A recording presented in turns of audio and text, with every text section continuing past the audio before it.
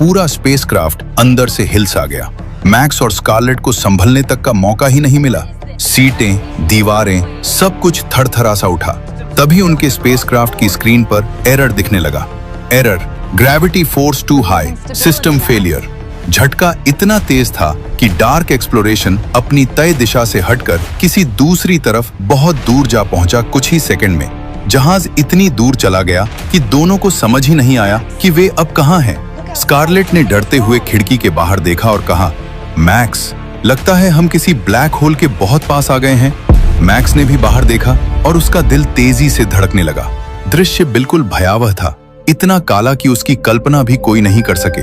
दोनों समझ गए कि जिस चीज का अभी तक डर था वही हुआ। उनके लिए थोड़ी अच्छी बात यह थी कि वे लोग ब्लैक होल के अंदर नहीं थे, लेकिन उनका स्पेसक्राफ्ट उसके गुरुत्वाकर्षण के घेरे में बुरी तरह फंस चुका था। जहाज का कुछ हिस्सा अभी भी खुले अंतरिक्ष में था, जहां ग्रेविटी सामान्य थी, इसलिए वे पूरी तरह ब्लैक होल के भीतर नहीं गए थे। लेकिन जो हिस्सा ग्रेविटेशनल फोर्स में था, वहीं उनके लिए सबसे बड़ा खतरा बन चुका था।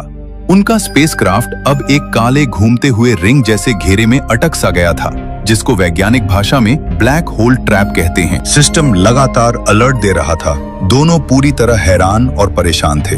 अब आगे क्या होगा, इसका जरा भी अंदाजा नहीं था। डर उनके चेहरे पर साफ दिख रहा था और हर बीतते पल के साथ यह एहसास बढ़ता जा रहा था कि वे ब्लैक होल की अदृश्य ताकत